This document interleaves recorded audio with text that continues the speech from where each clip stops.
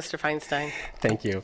I'd like to speak to two aspects of the item before you tonight. First, should you decide to put the matter on the ballot, which I would argue later, I would hope you didn't, but should you do it, I want to raise concerns with the special election option. If you were to vote to spend $200,000, almost $200,000 extra dollars of public taxpayer money to hold an election just a few weeks away from the existing scheduled election and meaning far less voter turnout, I fear it would come across as pulling a Chris Christie, what he did in New Jersey to hold his own election and then a U.S. Senate race a few weeks apart.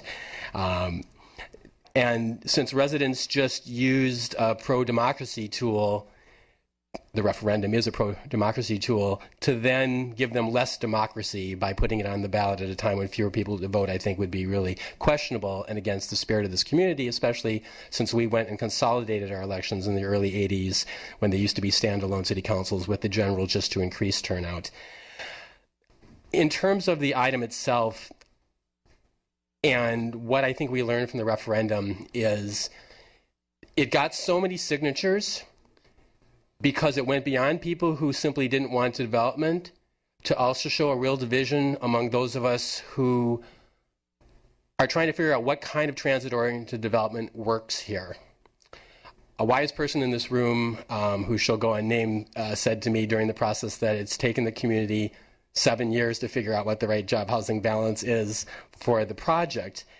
And one of the things that really concerned me about the staff report that I watched that night when you approved it was the idea that, and I believe in transit-oriented development to deal with climate change, but the idea that if we simply look on a regional basis and spread that mass in regional calculations, that made it okay.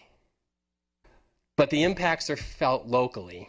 We could build a 500-story building and put open space all around it, and the numbers would work well regionally, but that wouldn't work. It would be a heart attack in the local area. And the fact is, what the residents, I think, here said is they're not against anything, but this was the wrong mix, both as Councilmember McEwen talked about in terms of the amount and the deepness of the affordable housing and the job housing balance. If the Water Garden hadn't been built, or if the Water Garden had had the same job housing balance as this project, maybe this project might have made sense after it. But the Water Garden, it was there with a terrible. If this project had taken part of the Water Garden and changed it from commercial to housing and redid that old job housing balance, but it didn't happen.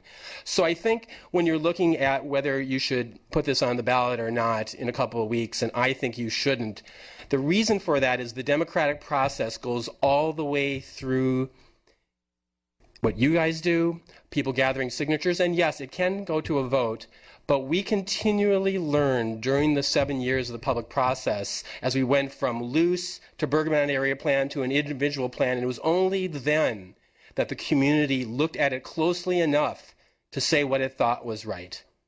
And I think we learned that enough people thought that balance was wrong, that should inform us.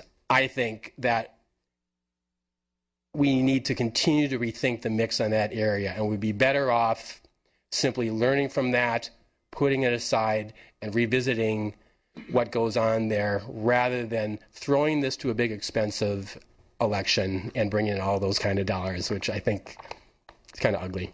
So that's it. Thanks.